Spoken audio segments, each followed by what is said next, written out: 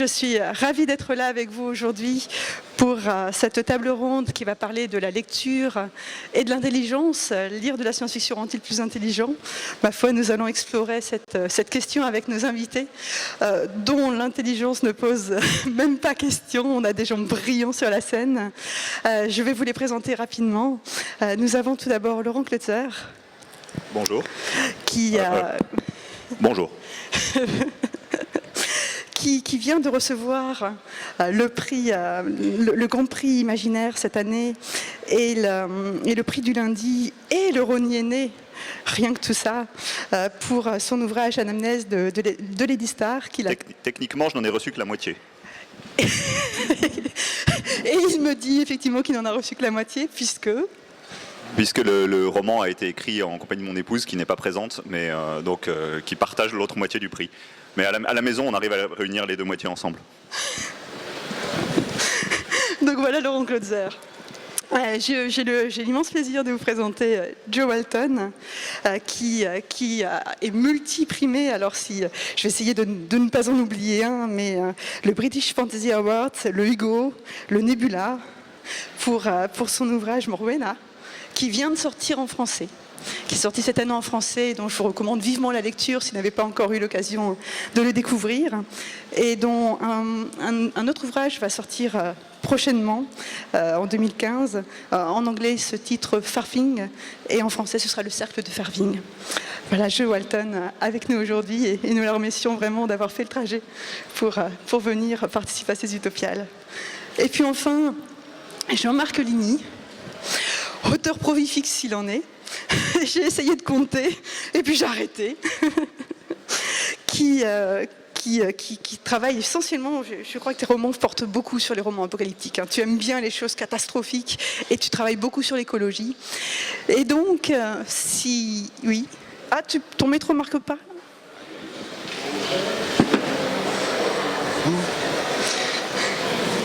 Allô? Voilà, ça y est, ça marche, ça va marcher.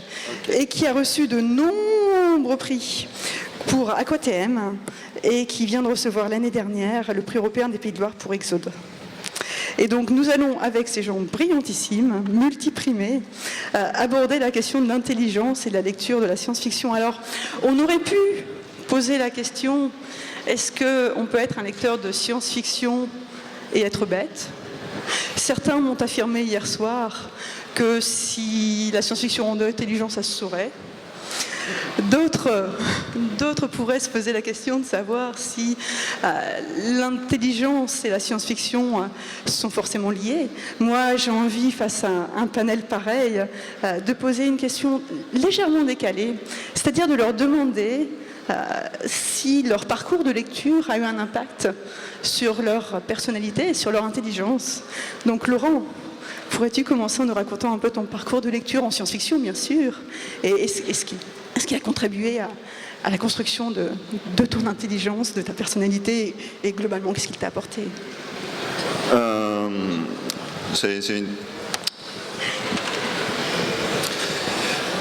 Je pense que les livres qu'on lit adolescents sont une pierre très importante de la formation des gens, pas seulement des écrivains. Et comme beaucoup de personnes sans doute ici, et comme Morwena, l'héroïne de Jo Walton, j'ai lu de la SF au moment où je suis devenu adulte. Et ce serait difficile d'attribuer à tel ou tel livre tel ou tel aspect de ce qu'on devient. Mais donc là, je suis en train de dire que je ne réponds pas à la question. Mais il y a une chose. Enfin, je sais que j'ai eu moi une prise de conscience. C'est-à-dire le moment où on cesse de lire des romans parce que on cesse de choisir uniquement les romans parce que l'histoire nous amuse, et où on découvre soudain que cette histoire très distrayante qu'on est en train de lire vous a soudain expliqué quelque chose de l'univers. un exemple, le moment où moi j'ai eu un moment où ça m'a j'ai eu un moment où ça m'a frappé, c'est en lisant le roman Seigneur de Lumière, Lords of Light, de Roger Zelazny. Je l'avais abordé parce que j'avais adoré Les Princes d'Ambre et que je m'étais dit je vais lire d'autres histoires d'aventures amusantes avec des immortels qui se castagnent et qui utilisent des super pouvoirs et qui se lancent des rayons de feu dessus. Et s'il y a ça dans Lords of Light. Et en fait, j'ai compris après l'avoir lu que j'avais lu quelque chose qui parlait de la divinité, de la religion, de la relation de l'homme aux dieux, des dieux aux hommes, de ce que c'était que d'être un humain, enfin voilà. Et là, j'ai compris que j'avais le droit de citer ce bouquin dans mes dissertations de français et de philo. Donc c'était enfin voilà que ce livre m'avait vraiment ouvert au monde. C'est celui auquel j'ai pensé quand tu as posé la question. Merci. Joe? Okay, well, as you said, I wrote a book about this. My novel Morwenna has a 15-year-old girl who grows up reading science fiction, and to a large extent she grows up inside the covers of the books, and the books have a big influence on her. And this very much does reflect my own experience when I was that age and I was reading within genre. And I think that everything that you read changes you to a certain extent, particularly, as you said, when you're a teenager, when your personality is forming, when you're making decisions about the world and how you understand the world. And everything that you read feeds into that and feeds into who you are becoming. And one of the things that I said in that book is it's not any one book. After I wrote that book, I was interviewed to Hell and Back because, as you said, it won a lot of awards. It's been published in a lot of countries. So I've been interviewed about that book so much you wouldn't believe. But people say, well, if you were to recommend one classic science fiction novel for people to read today, what would it be? And that's just the wrong question. It's not one book. It's reading indiscriminately a ton of books.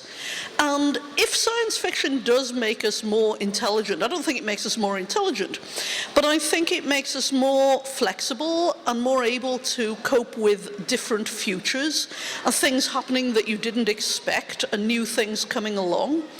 I know when in 1989 with the fall of the Berlin Wall, none of the science fiction readers that I knew were worried. Yeah, even though nobody had expected it, it was a new future thing, but it was something history hadn't prepared anybody for. But we were able to cope with the future not being what we'd expected because we'd read books about a lot of different futures already. Whereas some of the people I knew who didn't read science fiction were really taken aback, really disconcerted, and found it difficult to cope with the fact that the world was not the way the world had just been.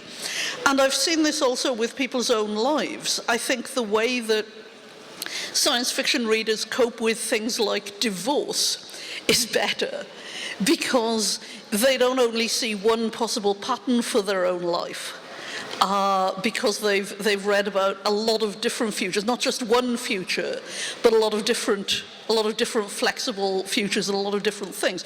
And as technology comes along with the internet and so on, you see this kind of reaction among science fiction readers. Merci beaucoup. Jean-Marc?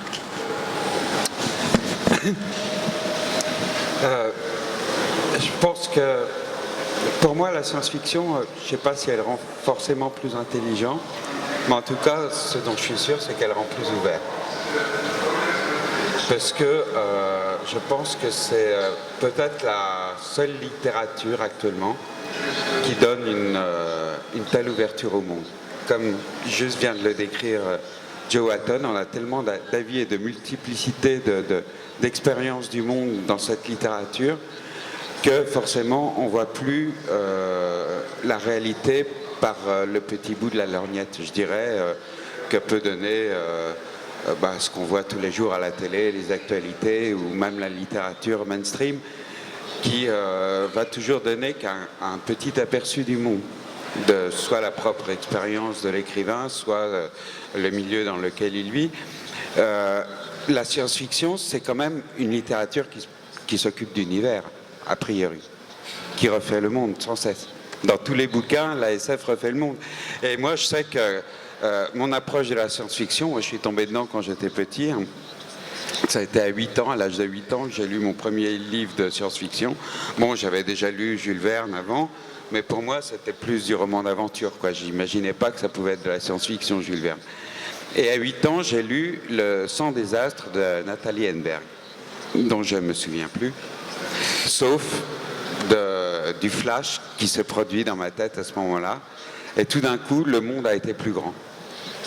J'ai lu ce bouquin et je me suis aperçu de l'immensité de l'univers qui était décrite par ces mots simples dans ces 250 pages du livre. C'était pas un gros livre, peut-être même pas un livre fondamental. Peut-être que si je le relisais maintenant, je serais très déçu. Bon, quoi que j'en doute avec Nathalie Henneberg, mais enfin bon, pour moi, ça a été une révélation, quoi. Et je me suis dit, le monde, c'est ça, quoi. Et j'ai lu d'autres romans, d'autres livres, évidemment. Mais pour moi, la référence culturelle, ma seule référence culturelle, en fait, et ça restera toujours la science-fiction. Je pense que c'est la seule littérature qui donne une telle ouverture, qui permet de voir le monde d'un point de vue décalé, dans l'avenir, dans l'espace, à partir d'une autre réalité, à partir d'un monde parallèle, à partir d'un point de vue alien peut-être, ou d'autres gens, d'autres époques, etc. Voilà, la SF construit l'univers, quoi, sans cesse. Et elle parle du présent toujours, quoi. Et je ne vois pas d'autre littérature qui parle aussi bien du présent et du monde actuel, réel, que ne le fait la science-fiction. Donc voilà, en tout cas, elle rend plus informé, plus ouvert et plus tolérant aussi, forcément. Can I? I would wanted just to underline something you said. That in the case of your character, I don't know you, but let's speak about Morwenna. Morwenna has indeed a specific bias toward reading, because you'd say reading any kind of book, and it's really what she does, because she reads a lot and a lot and a lot. It's crazy. It's almost intimidating how much books she is able to eat. Yeah. Well, I certainly read that much at that age, and I still read a lot. Not quite so indiscriminately. I'm a little bit pickier these days, but I still read a lot. Yeah.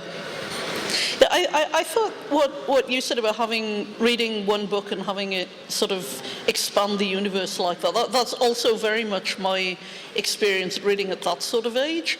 I remember reading Arthur C. Clarke's Time and Stars, which was a short story collection, when I was about maybe 9 or 10. And I was on holiday, and this was in Britain, and so it was raining. And there was nothing to do, it was raining, we were at the beach, we were watching the rain fall on the sea, and I was reading On Time and Stars.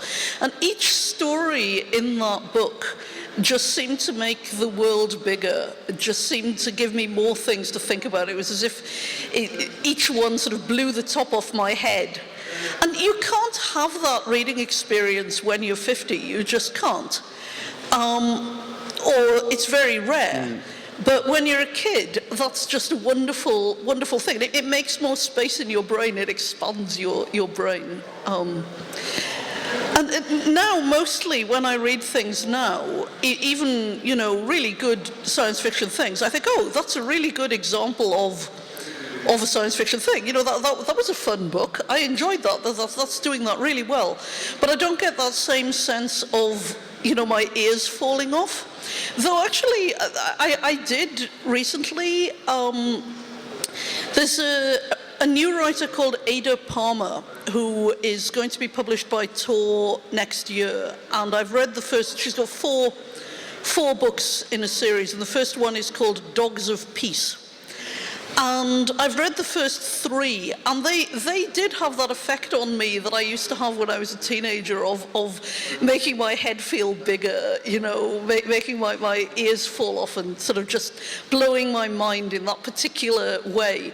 And I'm just very excited about them. I can't wait for them to come out and I can talk to other people about them and see if it has the same effect on everybody or if it's just me.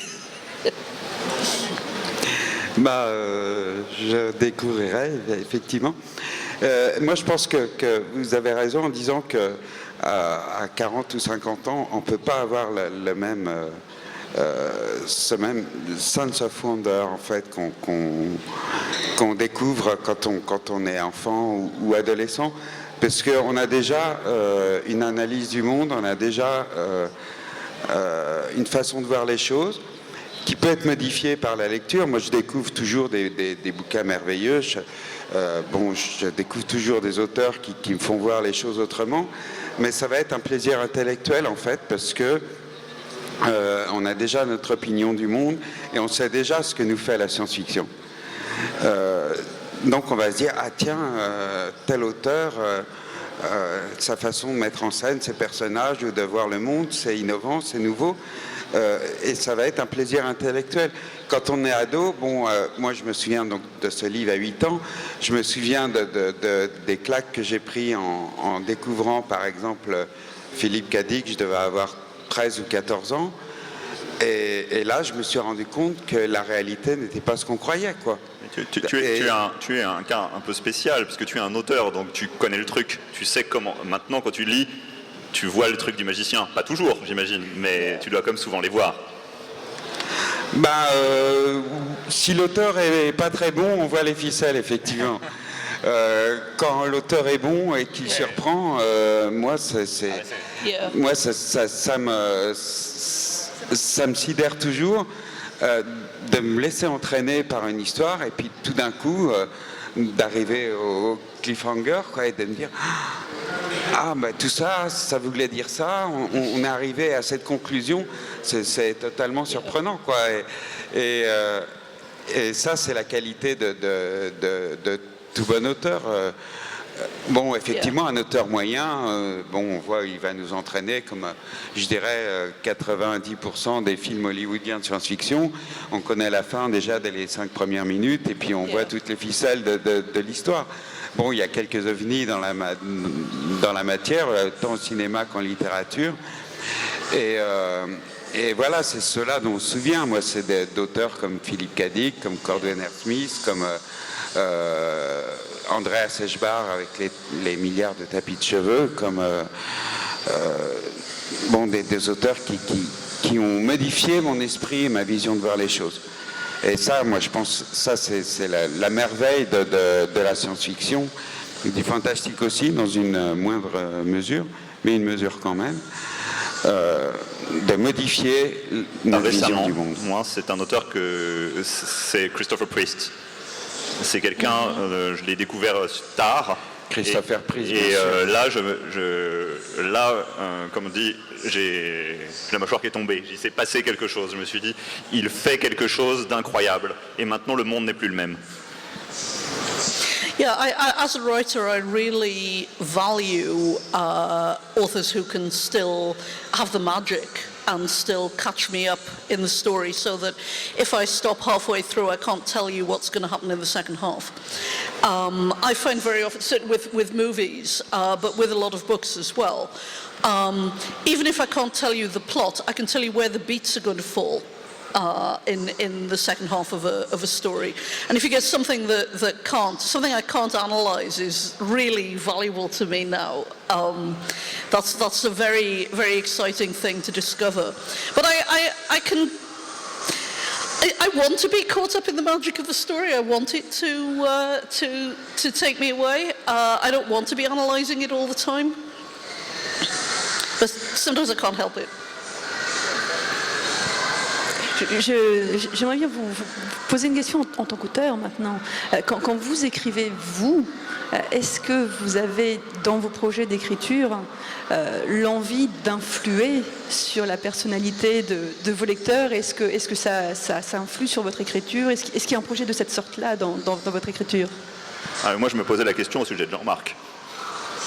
Parce que quand tu fais dans tes derniers romans qui sont, pour moi, qui relèvent d'une forme de prospective, ce qui est, toute science-fiction n'est pas prospective, mais la tienne récente l'est, tu as cette démarche consciente, tu dis je veux secouer, je veux frapper, je veux ouvrir les yeux, je veux...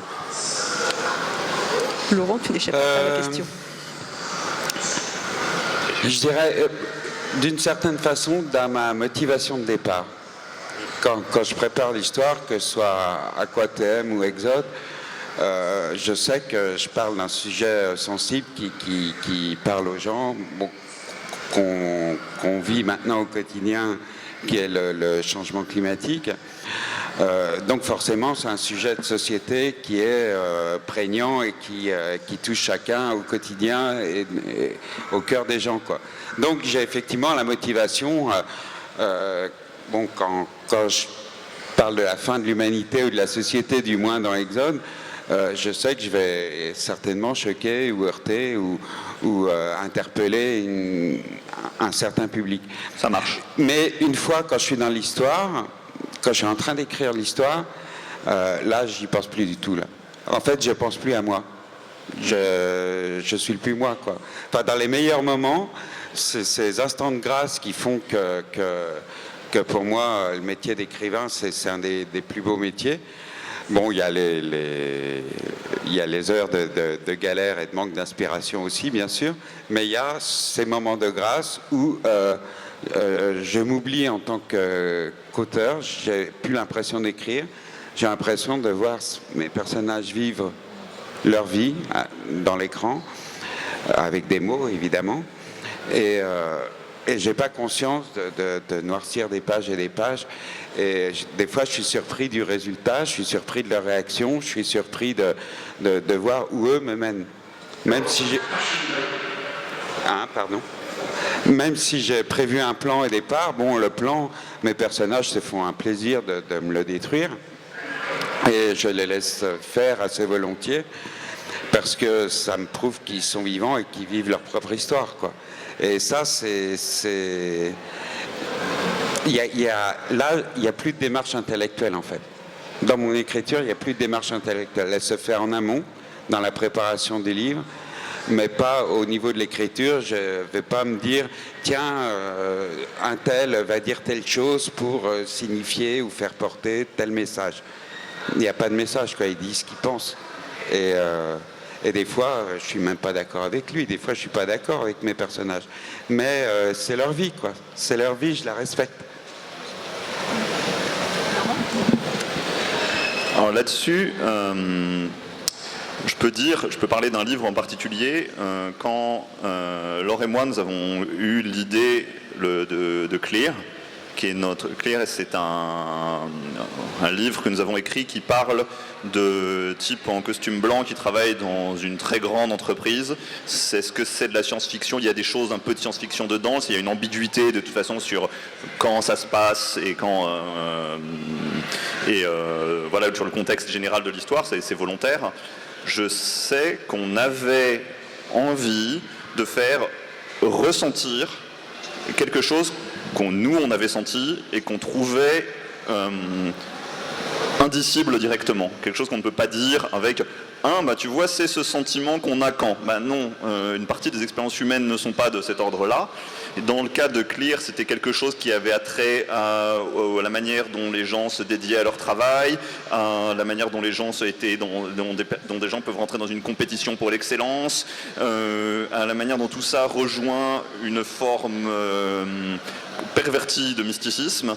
Et que en fait la manière dont on croit des choses qu'on croit raisonnables, qu'on croit rationnelles ne le sont pas, et notamment dans le cadre d'activités professionnelles.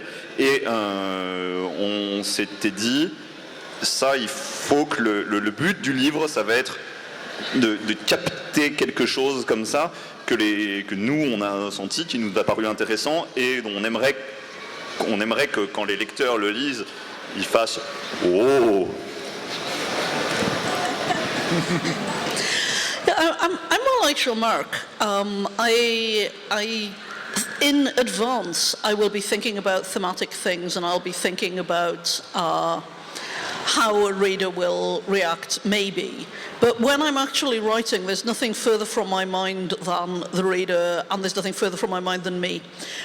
It's just the story, and exactly as you said, the moments of grace and the being caught up in that. There's nothing like that. That is the best thing, that is the best high that there is, when you're actually writing and you're really, really doing it. It's as if I'm not there, and yeah, it's wonderful, but the story decides. It's the story and what the story needs that's important. I'm not thinking externally about what the reader, how the reader will take it. I do think about the reader, not about me influencing them, but whether they'll understand.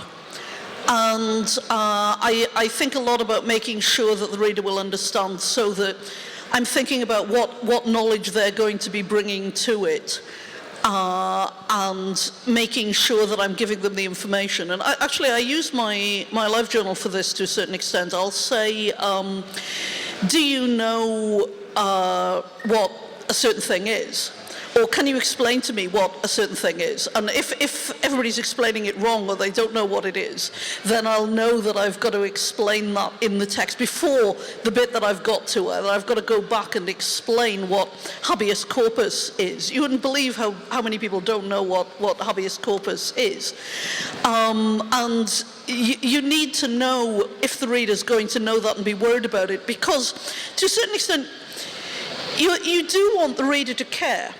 And you care as a writer when you're writing it, but you want the reader to care, you want the reader to be standing in a certain place, you want them to be cheering sometimes and weeping sometimes and having reactions. And if they don't understand it, if they're not following it, if you haven't done the setup right so that they care, then you've got a problem. So I do think about that, mostly before and after. It's a thing that I think after I've written something, I'll read back through it thinking about that. And I use test readers when I finished a novel. And if people haven't understood something, or if people say there's something wrong, very often they are wrong about what they think is wrong. But if they've pointed at something and they say there's something wrong here, then it's not what they think is wrong, but something actually is wrong. And if multiple people say there's something wrong somewhere, then I've got to make it clearer, I've got to fix that, and I do think about that. So I think about it in terms of, I'm writing into a space. It's like sculpting, and you're only seeing one side of the sculpture and I'm only seeing the inside. And the air in between is the thing that we share, that we collaborate in shaping that space and your experience of the three-dimensional thing that you're seeing. So I think about that. But just in terms of the reader reading and understanding, I don't think in terms of what it's going to do to them, or whether it's going to make them different. But I do think my new book, The Just City, which is coming out in English in January, it's about people setting up Plato's Republic. And it is about the pursuit of excellence, and it's also about consent and volition. And I do sort of think, after I've written it, I think, well, how are people going to take this? How are people going to react? This is going to be a new idea for a lot of people, because a lot of people who are reading it, who are American, who are readers, they're going to think that money and being wealthy is the highest good. So coming across characters who think that being excellent is the highest good and material possessions are nothing might be a new idea to some people, and certainly to some kids who are coming out of that society. And good, I think, good. But I don't think, oh, I will shape people in the way that these books shape me, even though I sort of, in the back of my mind, I do know that this is possible. But you never know if it does. You never normally come across the people that it's had this effect on, except sometimes they come up to you and tell you this. The only way you do, and I don't know if you two have had this experience, but when you read books that have clearly been influenced by books that you've written, and so you will read something, and I'm not talking about plagiarism or anything remotely bad, but where you can just see that your book that you wrote 10 years ago is in the DNA of this book that's come out today. That they've read that and it's become part of them. And that's a very strange experience. Yes, strange. Yeah. Mais je rejoins Jean-Marc déjà sur une chose, c'est-à-dire que le projet, enfin, ce que Jean-Marc décrit, c'est-à-dire dire je vais parler du changement climatique et après, par exemple, hein, je simplifie outrageusement et après je raconte mon histoire. Quand je raconte mon histoire, je ne pense plus à ce dont je vais parler, mais je raconte mon histoire. C'est vraiment, moi, c'est une expérience que je partage, c'est-à-dire que j'écrivais tout à l'heure, c'est l'idée qu'au moment où on a le projet du livre, on se dit voilà, ça va être un livre qui va faire ça, et après on est bien obligé de raconter quelque chose, et si on s'arrête tout le temps en se disant qu'est-ce qu'on va faire, qu'est-ce que ça va faire, quel effet ça va faire, bon, ça marche pas, faut faire l'histoire.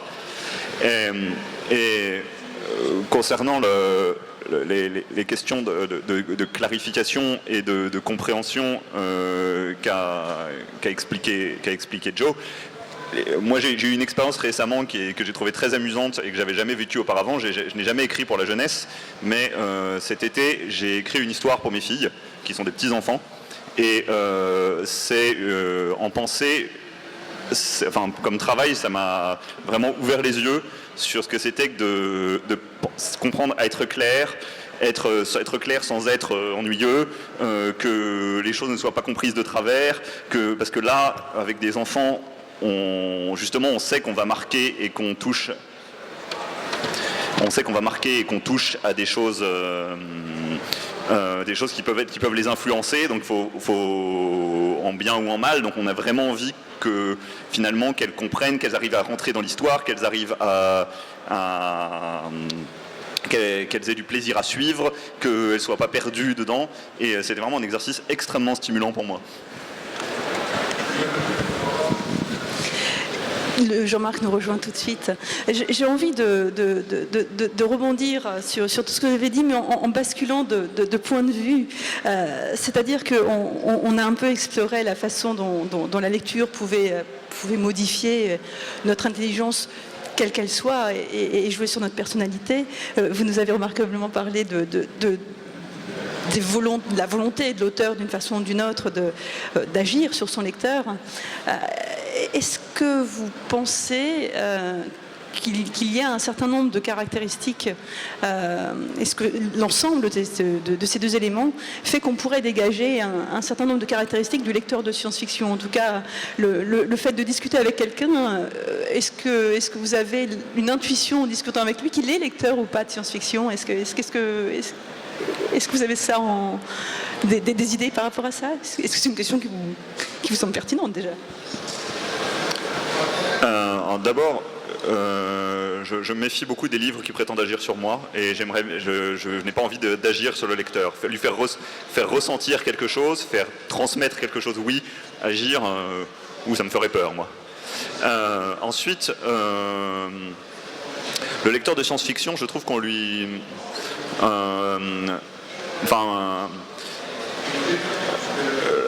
Anamnèse de Lady Star, notre dernier livre, est un roman de science-fiction. C'est-à-dire là, on n'a pas de doute à ce sujet. On ne le savait pas obligatoirement avant de l'écrire, mais je me suis dit, quand on a avancé dans l'histoire, ça faudra quelqu'un qui a l'habitude de changer de monde, de changer de temps, de changer de point de vue. Quelqu'un qui est prêt à accepter que le narrateur ne dise pas la vérité. Quelqu'un qui est prêt à accepter qu'en fait on soit là 50 ans dans le futur, là 30 ans avant, et qu'en réalité le 30 ans avant soit un mensonge. Moi je me dis, je me suis dit, ça, faudra des lecteurs de science-fiction, des gens qui ont un peu l'habitude de la science-fiction pour le lire. Maintenant, peut-être que j'ai tort, mais j'avais ce cliché-là en tête. No, I think that's right. I think that there are people who find science fiction difficult to read, or they find one book difficult to read because you need the preparation of having read other books because it's a variation on a theme. And that science fiction readers are ready to accept that. And if you write things in a very simple way that everybody can read, unless, as you said before, you're writing for children, then science fiction readers will be bored because they'll have come across those kinds of things before. But I sometimes before I'm writing, or when I get the idea for a book, I will think in terms of who the readers are for this, or I'll have a goal for a book. And my novel, My Real Children, my plan for that book was to write a book that people's mothers could understand, and that their mothers would understand why they like science fiction. So that people could give it to their mothers and they could say, look, this isn't so different from what you read, but you can understand this. And I feel I was fairly successful with this because some people have actually done this.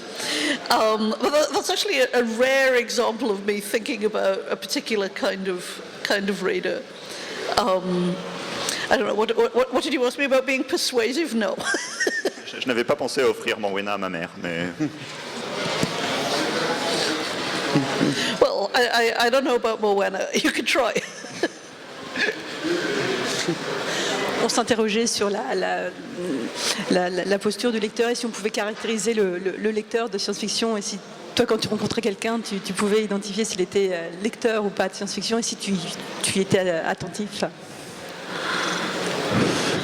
Je pense que c'est difficile de caractériser le lecteur de science-fiction. Je pense qu'il n'y en a pas qu'un, il y en a des milliers de sortes.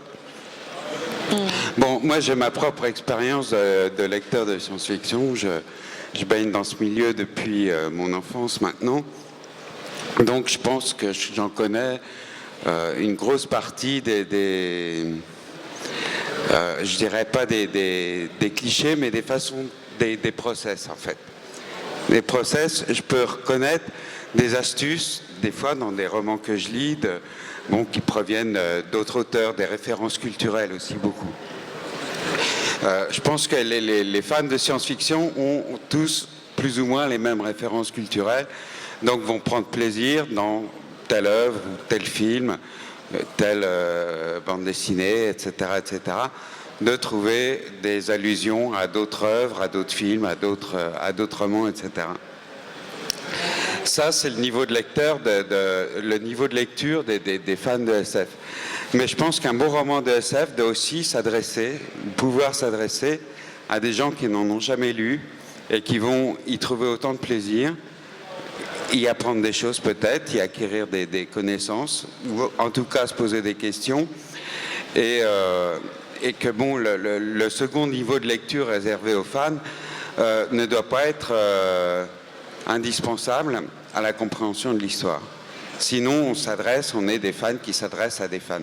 Et moi, j'essaye, personnellement, dans mes propres romans, d'avoir au moins ces deux niveaux, que mes histoires puissent parler à des gens qui n'ont jamais lu de science-fiction, qui ne savent pas ce que c'est, et qui vont découvrir une histoire qui, en principe, va les intéresser s'ils ont acheté le livre, enfin je l'espère.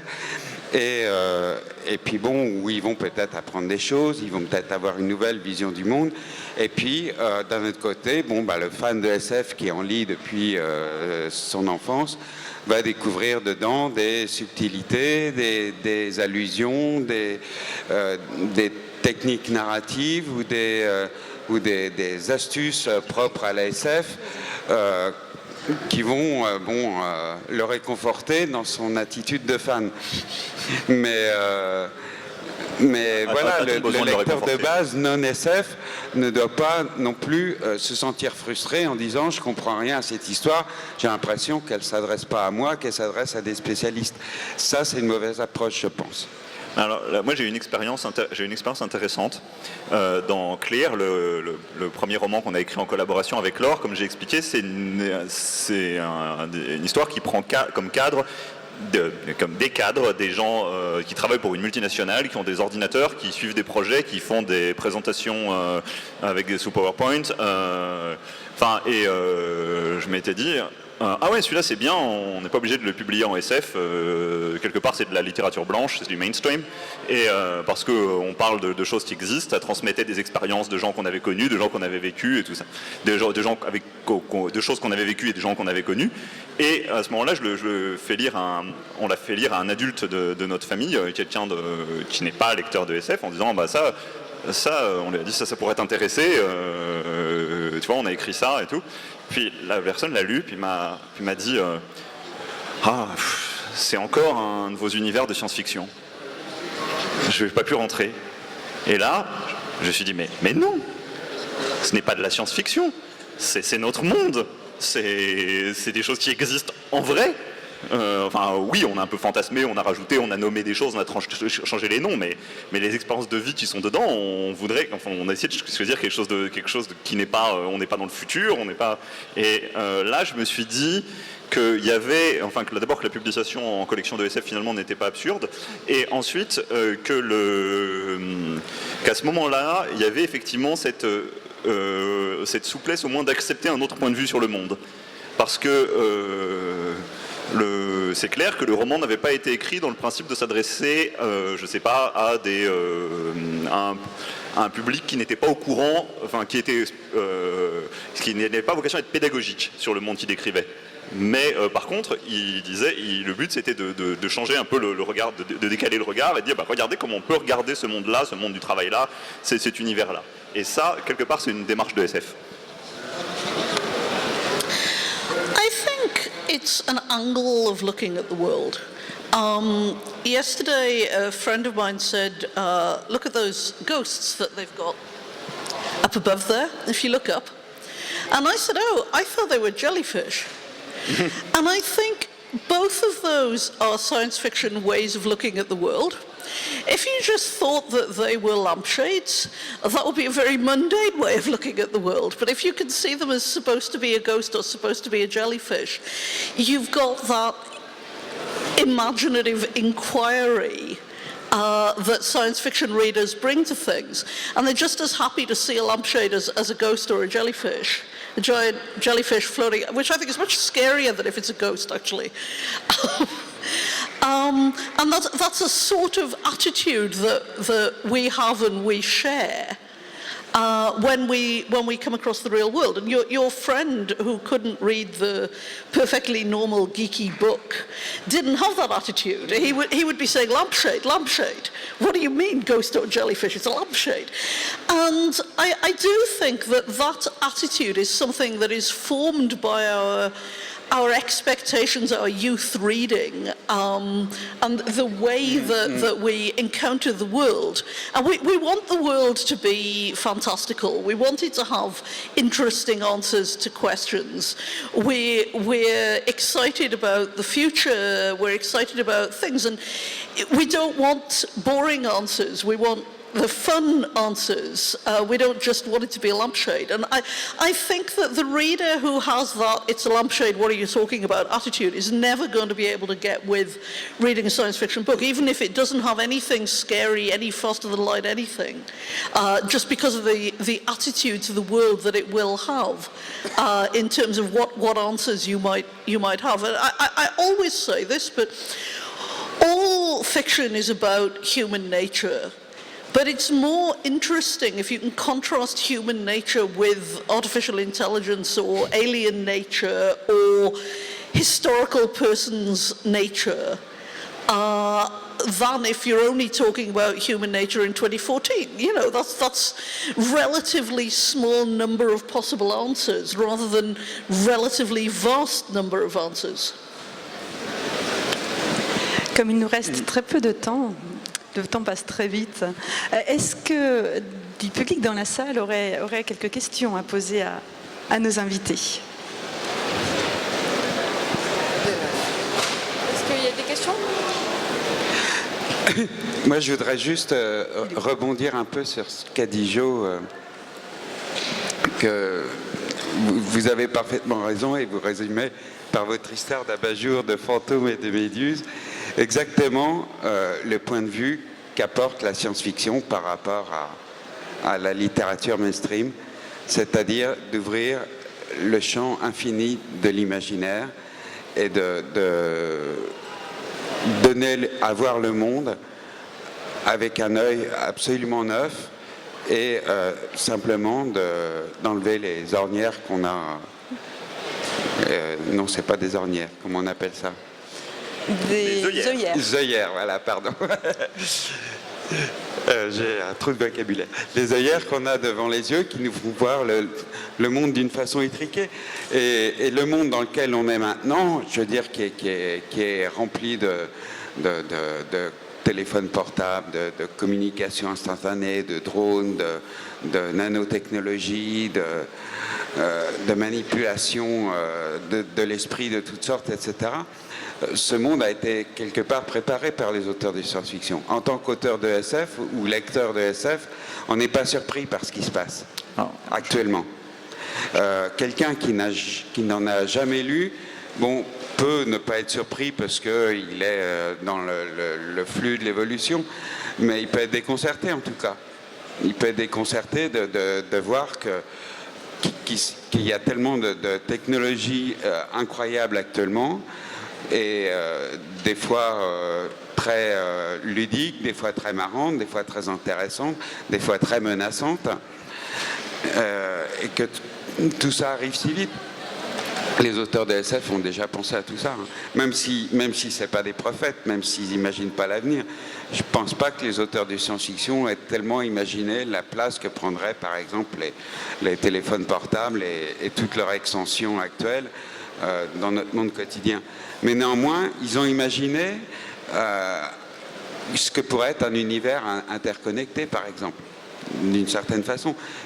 Le monde dans lequel on vit, l'ASF nous l'a préparé, quoi. Et le monde dans lequel on va vivre, l'ASF y pense déjà, quoi. Bon, je ne dis pas qu'elle le prophétise ou qu'elle le construit, mais en tout cas, elle réfléchit déjà dessus. Vous partagez ce point de vue, j'imagine? Moi j'ai une limitation, enfin non, c'est pas une limitation, je suis globalement d'accord avec ce que dit Jean-Marc. Je pense juste que au sujet de la science-fiction, je pense que cette question de décentrement, d'élargissement du regard, d'assouplissement de l'esprit, de meilleure compréhension de la nature humaine, ce n'est pas cette ambition n'est pas spécifiquement science-fictive. Je pense que la science-fiction, avec sa culture, son corpus, fournit des outils littéraires qui sont très puissants, qui sont très drôles, qu'on a beaucoup de plaisir, je pense tous à cette table, à utiliser, mais je ne voudrais pas qu'on pense qu'il n'y a que ça. Je veux dire, il y a de la littérature non science-fictionnelle qui peut provoquer des effets, des effets du même genre. Même si je pense dans ce domaine-là que les outils, d'abord ces outils de science-fiction sont les nôtres, donc on en est fiers. On en est content, mais je voudrais pas qu'on croie qu'il y a que ça dans le monde. Je voulais faire remarquer que Guy Lardreau, dans un excellent essai, Fiction philosophique et science-fiction, introduit à propos de l'imaginaire une distinction qui me semble essentielle. Il parle de l'imaginaire issu de l'imagination courante, de nos inconscients, enfin, etc., celle qu'on rencontre dans la littérature générale. Et il parle de l'imaginaire propre à la science-fiction et peut-être à d'autres formes littéraires qu'il dit venant de l'entendement, c'est-à-dire de la compréhension et dans une certaine mesure, enfin, de la connaissance du monde. Et je crois que cette distinction est extrêmement profonde. J'ai une petite expérience, disons un tout petit demi-siècle, des réactions du public à la littérature générale, que j'aime beaucoup par ailleurs, que je ne méprise en aucune manière, et à la science-fiction. Et comme Laurent Klotzer le faisait remarquer tout à l'heure, la coupure est extraordinairement brutale. Vous pouvez, si vous glissez un atome de science-fiction, je ne dirais pas un mot, un terme, mais dans la structure, et c'est ce que certainement Claude Serre a fait de son livre, le lecteur habitué à la littérature générale le reconnaît instantanément et très souvent le rejette tout aussi instantanément. Alors, ceci m'a conduit à une réflexion. Est-ce que la science-fiction et d'autres espèces littéraires relèvent de la littérature au sens où on parle de la littérature générale? Bien, ma réponse, après une longue réflexion, a été non. Et j'ai défini 8 critères assez précis que je crois dont on pourrait donner des expressions quantifiables. Ça a été longtemps mon métier comme socio-économiste et comme prospectiviste, qui montrent que ces littératures se situent à une distance mesurable, notons le mot mesurable entre guillemets, de la littérature générale. Parce qu'il y a quand même quelque chose de très, je vais essayer d'être bref, mais il y a quand même quelque chose de très très net, de très important quand on s'est frotté au public, aux libraires, à la presse. C'est le rejet par toute une partie de la population, une partie très importante, de ce que nous appelons science-fiction. Que la science-fiction soit bonne ou qu'elle soit mauvaise, ça existe à tous les niveaux. Ça, c'est pas le problème. C'est un rejet beaucoup plus profond. Et là où je ne serais pas tout à fait d'accord avec mon ami Ligny, quand il dit que la science-fiction, à la fois prévue et habituée, le public au monde, ou plus ou moins hautement, assez bassement technologique où nous sommes. Il ne l'a pas du tout habitué. Ces gens sont rentrés là-dedans comme dans une vieille chaussette. Il n'y a que les auteurs de science-fiction qui se rendent compte des transformations profondes que ces nouvelles technologies ont apportées. C'est précisément ce que je disais, hein, nous sommes d'accord. que le monde nous a habitués, nous, auteurs et lecteurs de SF, que la SF nous a habitués aux transformations qui existent et qu'effectivement le public mainstream, je dirais, lui prend ces changements de plein fouet et il ne comprend pas toujours. De plein fouet, il les avale comme si c'était de l'eau tiède. Il n'en a absolument pas pris la mesure et les conséquences sociopolitiques ou socio-économiques qui se trouvent, j'ai eu un peu l'occasion d'étudier, il n'est absolument pas, il n'y réfléchit pas, il n'y pense pas. Bon, le fait que quelques écrivains de science-fiction y pensent ne change malheureusement rien à l'affaire. Nous sommes bien d'accord. Merci beaucoup. Je suis désolée, le temps arrive à sa fin, il est déjà 2h02.